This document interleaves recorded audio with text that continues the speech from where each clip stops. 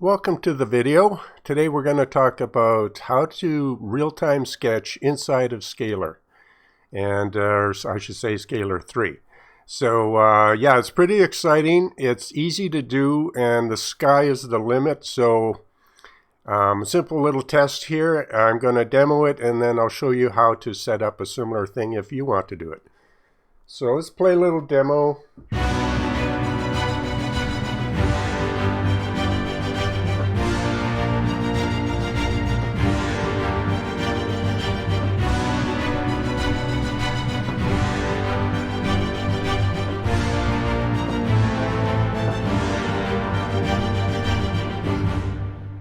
So that allows you to play your scalar patterns in a non-linear fashion. Normally you play a pattern as your DAW moves across the timeline, or even in Scalar as you push the play button. Much more exciting, much more musical. You can discover a lot more ideas if you play non-linearly in what I call an RTS fashion, real-time sketching.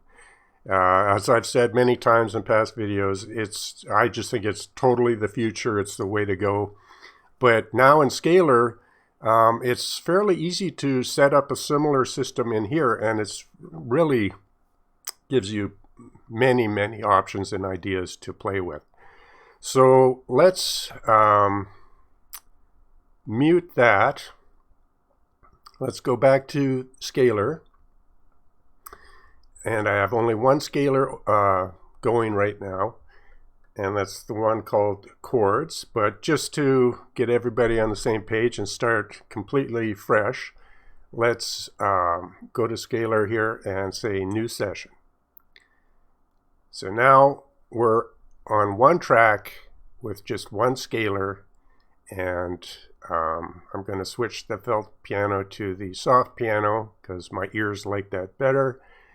And we're going to go to scales, and for my demo today we'll pick the D scale, and we'll start with a minor, and that gives us the 7 degrees of that scale, 7 chords. We can drag this down to our timeline, and since we don't want to just riff inside a scale, even though because if you riff within a scale you can get many different ideas. You can go from the tonic, the 1st degree, to the 3rd. You could go tonic to the 5th. You could go tonic 5th, then to the 4th, to the 2nd.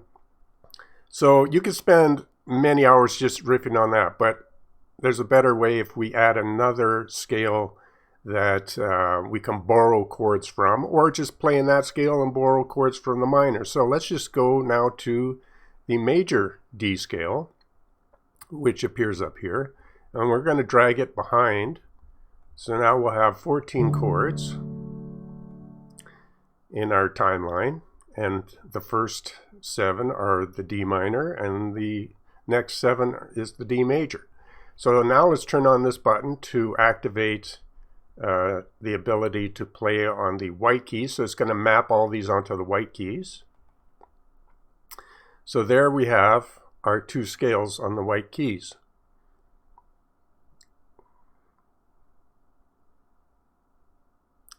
And it's 7 and 7, which is 14 total.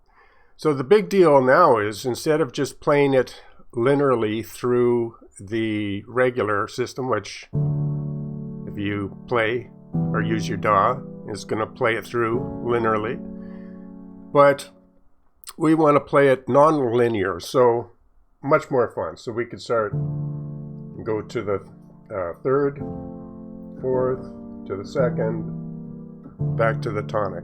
So now I'm playing it live on the keyboard. We could go D minor to the 4th, then we could go to the major and steal some chords there, or we could try a different one from the major. So that allows a lot more interest. So you could, basically construct your song in a D minor, but borrow the odd chord from the major. So that wasn't a good example. Let me start over.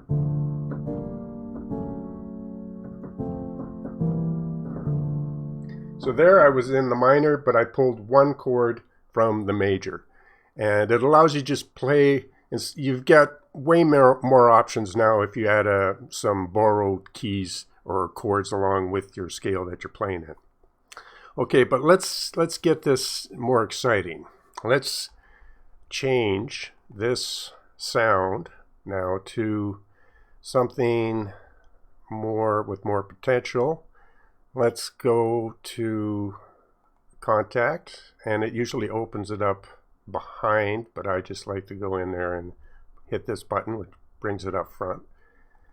So now we can load up the trusty Orchestra Complete,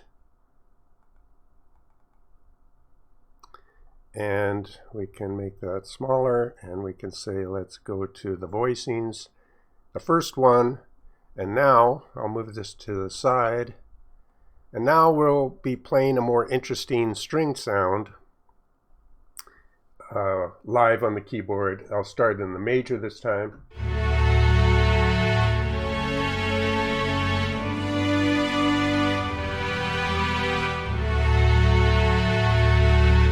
But I might want to borrow a chord from the minor, so I'll do the same thing but borrow a chord from the minor.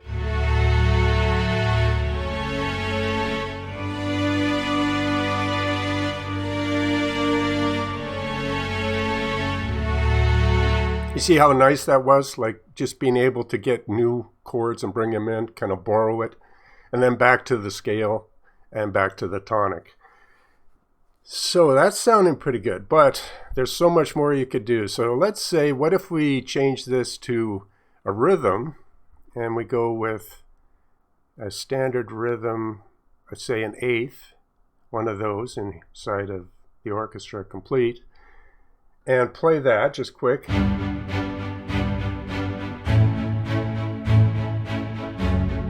Okay, that's nice, but if you have the Orchestra Complete, you're used to having that option. But how much more interesting, and this is where your mind kind of explodes, because you don't have to just play one or the other pattern, and you don't have to play those combinations linearly. You can combine patterns, and you can play it dynamically in real time. Let's set that up. So now we turn on the performance, and let's go with something maybe in passages. I like 7 usually. So now we're going to have 2 different patterns playing, but we're going to set it up so they don't conflict and they maybe play more in harmony.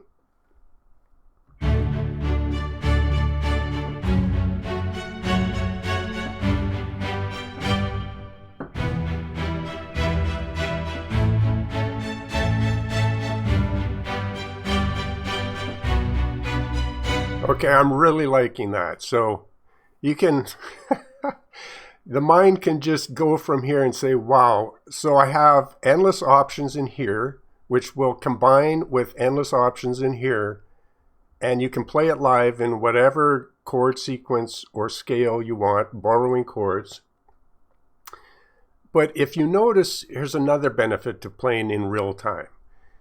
In the timeline, if you play a chord linearly, it will play it 4 beats, 4 beats, 4 beats, but of course then you could make one of these chords 2 beats. You could drag it and make it smaller, right? But it's still going to play it in line. But what's good about playing in real time is I can say, well, I'm playing, and I decide, my ears and my experience of my ears tells me when I want to make a chord long or short.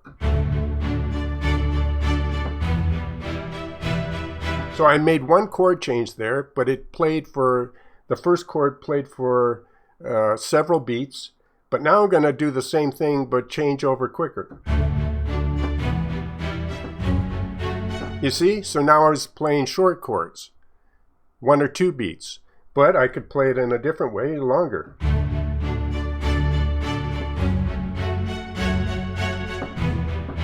Whoop, missed it.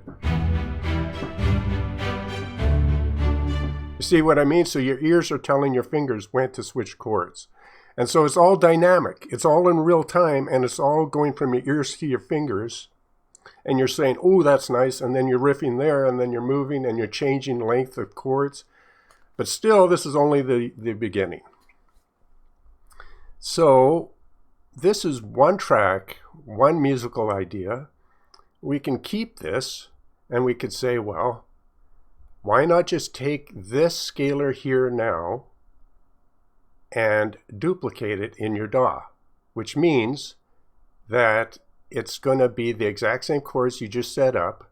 The only thing you're going to do, if I turn this one on now, the only thing that's going to happen if I bring it into the picture, so you won't have to set up your second scalar. It's going to be set up with your chords, but now you can just go directly, which I did here, and set up a different instrument.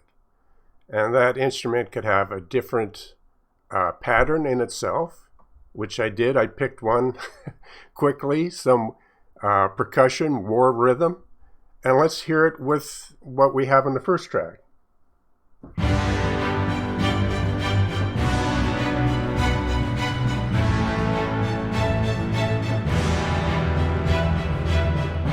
Is that pretty sweet or what? So, and then you can just change any rhythm here. It's going to adhere to your chords. You're going to be able to play it live on your keyboard, borrow chords, play it fast or slow. And then you could also, depending on what instrument you're using, you might want to turn on its own sequencer on this track of scalar.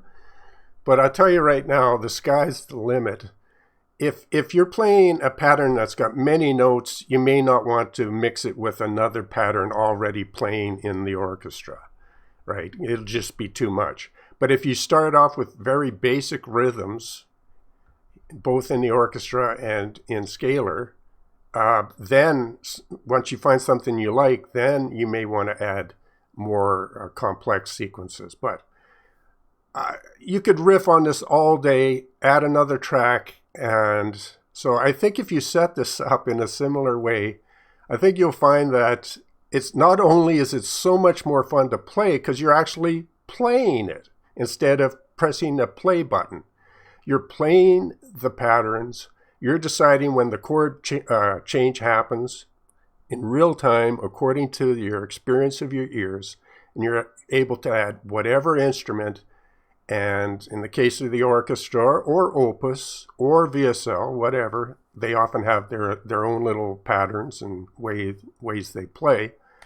But you can use any instrument at any timing, any sequence. So you get the idea. So I'm not going to spend the next 2 hours adding another track or two because it just, it would go on and on. But I think if you just do what I've showed you here, let me know if it works for you in the comments.